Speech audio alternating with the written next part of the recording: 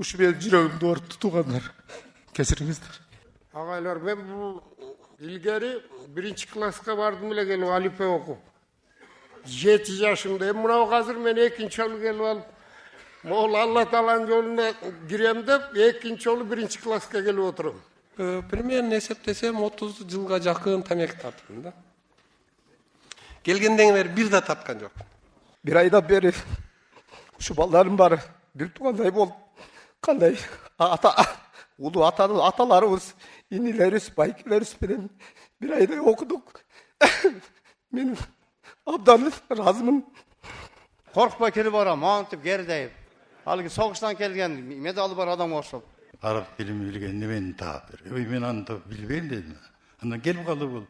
Келип калды, анан кезмек эмне болду? Кеттик бу кака.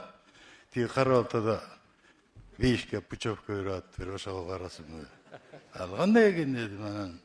Мындай немесин түшүндүм, айтты. Намаз окуганды үйрөнөсүң, Куран окуганды үйрөнөсүң, араб алифбесин үйрөнөсүң дегенден макул болду. Мен үйрөнөйүн деп өзүм да жүргөм, мындай ниет коюп. Өзүм Куранды, намазды чын айтканда билчү эмесмин. Макул деп келип калдым. Жакпаса кетип калам го деген ойдо болдум. Чын айтам. Келгенде жок, бөлөкчө болуп калдым да, бөлөкчө мындай кой, кызыгайын деп. Анан бул окуу башталып калгандан кийин жанымда карасам, небере менен тең балдар татаратып окуп атат. Анан мен да ардандым экөөм, кантип мен окуй албайм. Анан мен да окуй баштадым. 5-6 күн кыйналдым, чын айтам. Үргүлөп кетесиң, муктап кетесиң. Ар кандай болот экен. Анан 3 күнгө даматка жибергенде, ошондо карекелер менин көзүм ачты да, действительно мына өзүм көрдүм да. Тиинин түктүрүп мына ошондой үйрөткөндө, мына жүрөгүм бөлөкчө болду да эмне ба. Үйрөнбөгөн нерселер өзү эле кире баштады. Өзүм практически көрдүм. Дедим, анан окуган болот экен. 3 күнөн анан окуп калдым, кой буюрса, намазды окуп калдым, Куранды окуп калдым, алифбеге кирип калдым. Бүгүнкү күндү көргөндө өзү деле мен да таң калдым да, мындай кирип, түзүлүшү, Нур медресенин кандай экенин ушунчалык кызыксым да, кирип барып көргөндөн кийин өзүмчө эле түш көргөндөй болдум да. Анан ойлодум, биз эле буюрса Мекка Мединадан да өтө турган жерибиз, элибиз, природабыз бар экен деп ойлодум да. Эми барып жаштарды, неберелерди ушундай окууга түртүүгө аракет берейик. Сак саламатта аман-эсен болоюк. Мен өзүм негизи жеке өзүмдүн кызыкчылыгы үчүн келдим эле да. Себеби мен суроолорум көп болчу, өзүм суроолорум көп болчу. Себеби биздин айылда дагы жанагы 2 жаат болуп бөлүнүп калганбыз. Улуу муун, кичүү муун болуп. Мен улуу муундардын арасында, намаз окугандар арасында болуп калгам дагы, көбүрөөк жаштар окуйт да намазды. Анан менин башымы айлантып коюшту да. Али табатчыларчы барып туруп, муну болот, муну болбойт, муну болот, сен намазды минтип окуйсуң, сен минтип окуйсуң деп жүрүп, мен башым айлангандай болуп калды. Себеп неге ыклас кылышын билбей калдым да. Кайсысын окусам болот, кайсысын окусам болбойт. Ошонун себебинен анан ушул жерди изилдеп жүрүп, ушул жерди интернеттен издеп жүрүп, ушулардын адресиңерди таап, анан ошол вопросторума жооп алайын деп келдим, өз жеке кызыкчылыгым үчүн. Себеби мен көп суроо менен келдим эле да. Алхамдулиллага шүгүр. Мен вопросторуму 80% сиздердин сабагыңыздардан ошо вопросторума жооп ала алдым деп ынандым, толук түрдө. Мен өз буяк дамыланып пайлап калдым эле өзү негизи. Эгер ушул вопросторума, суроолорума жооп ала албасам, жеке өзүм кызыкчылыгым үчүн ошо сабактан ала албасам, эгер ошол вопросту жоопту буяка кирип сураймын деп пайлап жүрөт элем. Алхамдулиллага шүгүр. 80% жообум алдым деп ойлойм мен. Сиздерге чоң рахмат. Барып айылма барып дагы жарыялагаламын. Ушундай окуу бар экен, сиздер дагы барып, ошол жерге барып окуп келип, намазыңыздарды, мындай нерсеңерди тууралап алгыла деп. Алхамдулилlah, ушу баазыңарга чоң рахмат. Тынччылык, аманчылык берсин. Бул нерсе өзүнөн өзү болбойт, сөзсүз жетекчилик биринчи Алла Таала, экинчи бул жерде мына Абдурахман шейх, Нурулла шейх, калган дамла мына карекелердин эмгеги деп билем. Булар машинаны ордунан жылдырыптыр. Машина уже жүрүптүр. Эми муну бензинини немесini карап турса болот экен. мен ойлаймын, Құда қаласа жетекшілік, мамлекеттік мына президентimiz, бийлик, Құда қаласа көріп тұрғандыр, алардағы мына қолдау отат. Иншалла қолдау болып тұрса, сіздермен біз менет қылып тұрсақ, Қырғызстаныбыз 5 болып қалады. Бұл дүйнөдөгү 5 болып қалады иншалла. Ушул жердеги тартиптегидей бир дагы окуу жайды көрбөдүм. 24 саат бою өзүнүн келген окуучуларына бардыгына кам кылган окуу жайды көрбөдүм. Сиздерге чоң рахмат айтмакчымын. Bir ay içinde algan tasirde koluma biraz hırsat türünde yazdım bile, sabır kılıp uğup koyasılar da oydu. Rahmat. Assalamu alaikum жалпыға, салам айтам барыңа, имам азам медресе, төгілген бұл жерге береке, устаз шакирт Амирсап, бары қылат менетті, келмеге чақырат, жақшылық қалап тұрышат, ла илаха иллаллахты айтышат, ақыретті құрышат, этикафта отырат, мечітте абат қылышат, үмітті оңолсын деп, көз жаш төгіп тұрышат, аталар ар ай сайын келіп тұрат, ақыреттік илим дамын татып тұрат, сабақта аталар құлақ салып, ұстаздардың әрбір сөзін тыңдап тұрат. Рухыбыз ачқа қалған болғандықтан бі, кейбірі үргіліп, ұқтап да қалат. Имам сап аталарға бекем тұрат, кейбір учурда біраз тізгіндеп тұрат. Башқысы ұстазыбыз барыбызға Құран оқу, тажвид илимин оқытат. Аталар бір туған сымал ынтымақты, әрбір жамат өз-өзінше сыпатты, әрбір күн мұрынқыдан өзгөчө, амалдары тәртиби бір бөлөкчө. Аталарын, уулдары оқуға келсе дейт, ақыреттік өз үлішін алып кетсе дейт. Уулым жүрді, 2 жыл күтіп мені, дин үйреніп, соғып алып кетсе деді.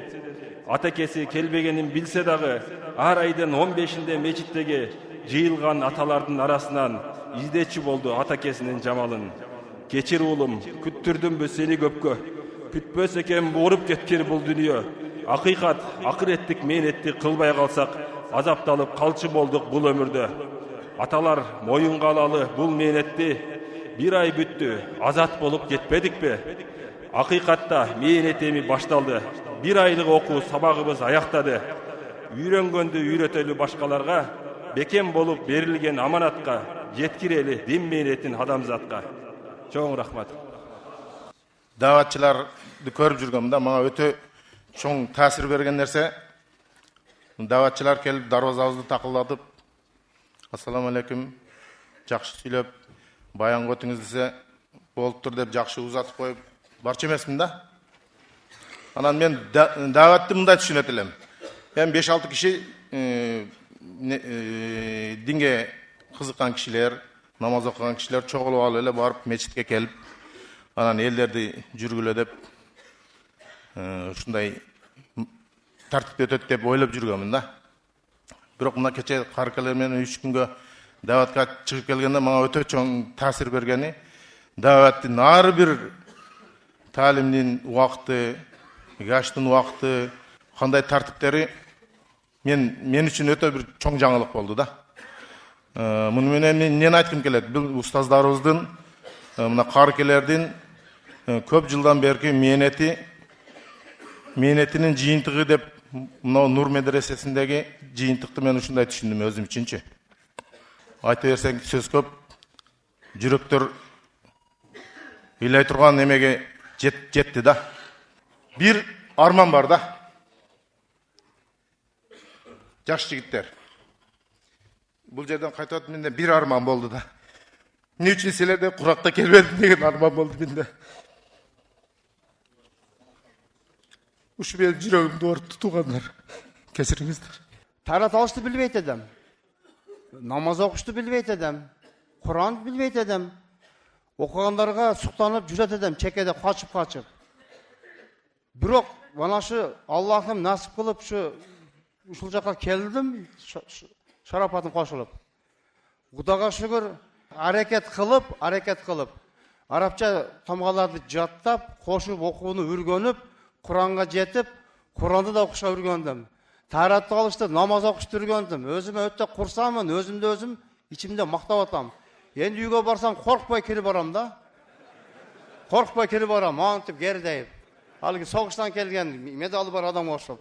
Ыр жазам да, ошого окшобойбу, окуп кетпесем мен үйгө барып уктай албайм. Ошону окуп берип кетейин, ырасыздарбы? Окуsun, угабыз. Assalamu aleykum urmatlı cemaat. Jana qari alım ustazlar. Söz kezegi bizdeken, biz dağı 14. cemaat öz kezegi bizde ayta ketsek. Huş gelip biz Karabalta şaharının Nur Meçidine tuş gelip biz. Söz kezegi 14. cemaatta eken kulak salıp duruş urmatlı cemaat. Jana qari alım ustazlarda eken. Oşonduktan süyleybiz. Süylep jatıp alım qari ustaz, amir sap, jana 30 cemaatты көрүp сүрдөйбүz.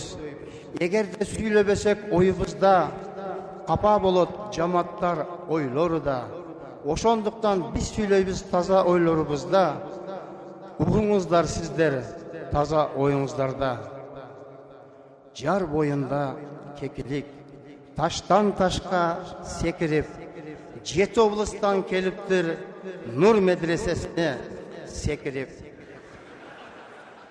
Мынеке канча бата дуба берилди.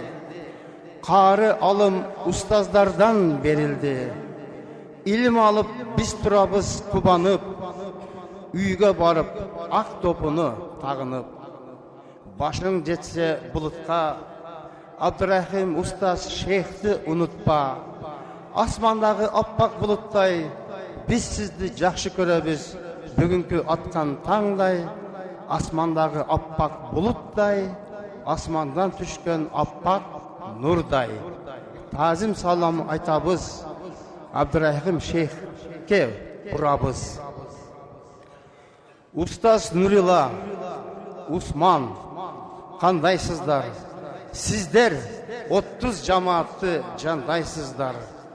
Sizler bayan mesele aytkanda bizden öte köp rahmat alasızlar. Akırında aytarım barыңарга, qari alım ustazlarga, jamaatlarga. Qarasa söz жетпеген, кыйкырса үн жетпеген. Мындагы эмес андагы, биз жактагы апшыратанын шаркырап аккан суусундай узун өмүр каалаймын. Бүгүнкү жаркырап аткан таңдай ачык маанай каалаймын. Дайыма узак жашап, көптү көрүп, көп билиңиздер. Түбөлүккө бул жашоодо бар болуңуздар. Илимге, димге ток болуңуздар.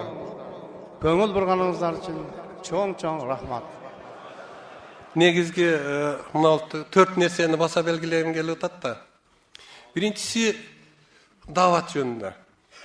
Биздин айылда даватчылар мечитке келгенде, биздин айылдагы мечитке барчу кишилер, мен деле анын арасында бармын. Даватчылар кеткиче мечитке барбай турайлы дейбиз. Бул чындык. Анан кеткенден кийин барабыз. Келсе боптур деп коебуз, айтса макул деп коебуз. Анан бир нерсе бар. Şu barsak 3 күнгө чык дейт, 40 күнгө чыгасыңбы, даярсыңбы дейт. Анан кол көтөрүш керек. Кол көтөргөндөн кийин Алланын алдында карыз болуп калат экенсиң дейбиз да, барбайбыз. Чынында бирок мен бардым. Барып эме кээде угуп да мурда бир жолу көп жыл болуп калды. 3 күндүккө чыккандым. Кийин даватчылар менен мындай барып жүрдүм. Мындай мечитке келгенде бир учурларда. Чынында эле ошондой да, мындай. Тока 3 күнгө чык, 40 күнгө чык. Даярсыңбы? Башка жаңылык жок да. Мен күткөн жаңылык жок. Мен алайын деген нерсе жок. Эми бул жакта мен даваттын чыныгы, маанисини, чыныгы, максатыны түшүндүм да. Эми мен барсам буйруса, мен жанагы бир даватчылар кетсе, анан кийин барабыз мечитке дегендерди өзүм чогултуп алып, эми өзүм дават кылам. Жок, андай эмес дават деген. Мааниси мындай экен. Анын максаты мындай экен. Бул алган илимиңе амал кылышты практикалап көрсөтөт экен. То есть теория менен практика айкалаштырып дегендей. Дагы бир топ нерселерди ойлоп койдум, айта турган. Таасирди өзүнүн айылдагы баягы чөйрөгө таасирдүү сөздөрдө. Демек, мен келбесем ушул нерсени билбейт элем да, түшүнбөйт элем да. Экинчиси бул көрсө жашоодо ниетти туура кылыш керек, турбайбы? Ушул ниетти туура кылыш сезими пайда болду да. Бул өзгөчө чоң ролду ойнойт экен да бул жашоодо. Ушул туура жакшы ниет кылышты Men ушул нерсени аябай өзүмө bir ар бир намаздан кийин дуа кылчу болуп калдым ушу. Аллахым дайыма ниетимди жакшы кылчы. Dilimdegi niyetimden adaştırbaçı, tilimdegi sözümden adaştırbaçı degendечи. Üçüncüsü bu bargandan keyin bаарыбыздан сурайт да. Барып келипсиң. Эмне болду? Кандай экен? Эмне таасир болду? Кандай жакшы жагы бар? Келгенден бери мен ушуну ойлойм да, баргандан кийин менден сураса, эмне деп жооп айтам дейм. Жооп жок менде. Бирок мына аягында жооп пайда болду менде. Эмне деп жооп беришти? Бир топ варианттарын ойлоп койдум.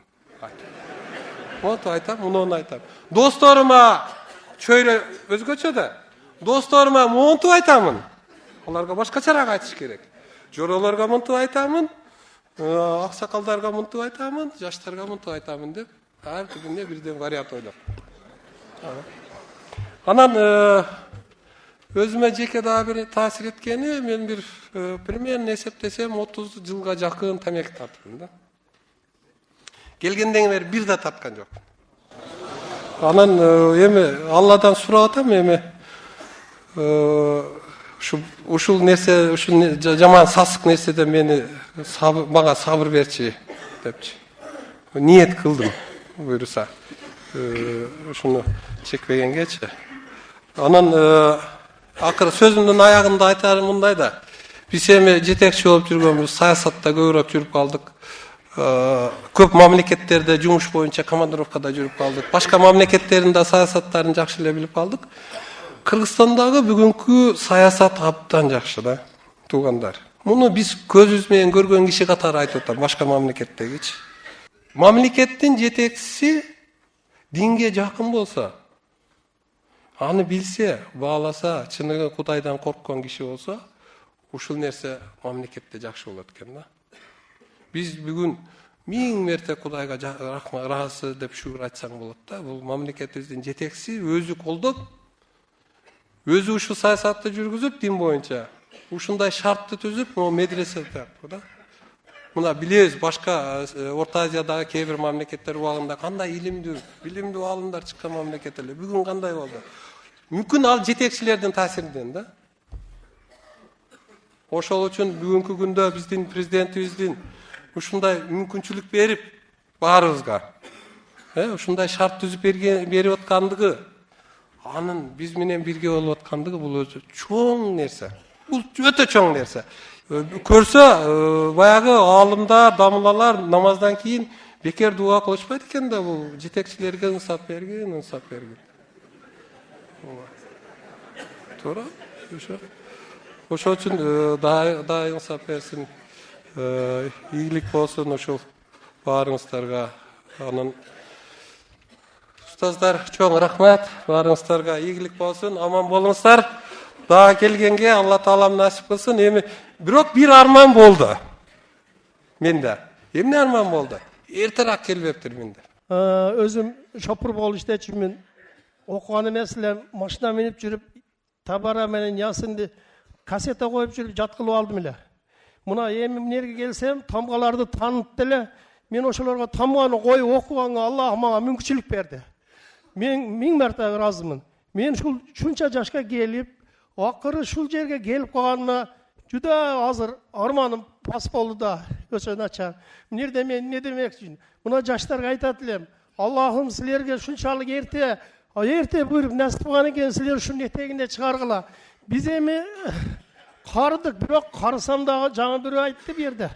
30 күн жабылышы деди. Мен үчүн бул 30 күн диндин ачылышы деп эсептейм. Мунан кийинки өмүрүмү Алла канча берсе, ошол этегине чейин ушул туура пайгамбарыбыздын жолдору менен жашаганга, илимге бардыгына арнайм. Анан мен айтар элем, шу жерде устаздарга мына даамламыз бир эко сөздү 2 саат маселе кылып айтат. Мен бу жерде жүрөгүм ыйлап, өзүмөн жашым токтобой шырылдап угуп турдум. Бирок бул илим экен, илимдүү болгон бардыгынан кыйын экен. Аллахым шунча сынып туруп, бардыгыңыздарга ушундай илимдер жуккан болсун. Шу жерден алып кетип, Кудай кааласа мен дагы барсам, өзüm туугандарым, досторум, жарларым, тилим өткөндөрдү баардыгына дават кылып, дават ишин жүргүзүшүм керек экен. Бул пайгамбарыбыздын даватын биз молдалар эле окпой жүрөрөт деп жүргөн экенбиз. Мына эми көзүбүз ачылды. Көзүбүз менен көрдүк, кулагыбыз менен уктук. Ушу менин устасым Усман Дамыла болду. Ушунун берген сабагын ушу дагы унутуп калбайын деп өзүм ишенбей үйгө барып жинди болуп кетпейин деп карандаш менен сызып алдым. Мындан буга уруп окуйт экенсиң, созуп окуйт экенсиң, чочуп окуйт экенсиң деп баарын тажвид эмесинде кандай айтты ошондой жазып алдым да, ушундай пайда алдым мен. Намаздан пайда алдым. Эми намазды баарыбыз мен өзүмдү айтып атам да, Жаныбек, Каныбек, Сагынбек деп деле кээде шашып окуй берип жүрмүн да. Ошолорду оңдоп алдым.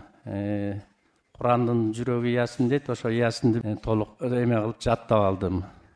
Куранга түшүп чын жакшы болдум. Алла ыраазы болсун устаздарга ушул 4 айга чыгып амал кылып келгендей пайда таптым ушул жерден.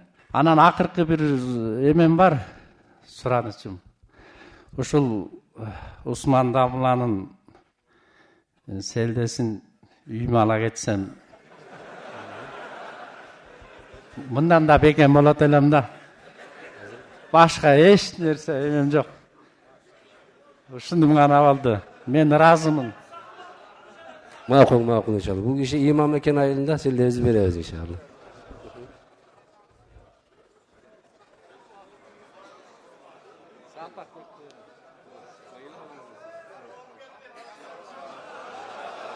Maşallah.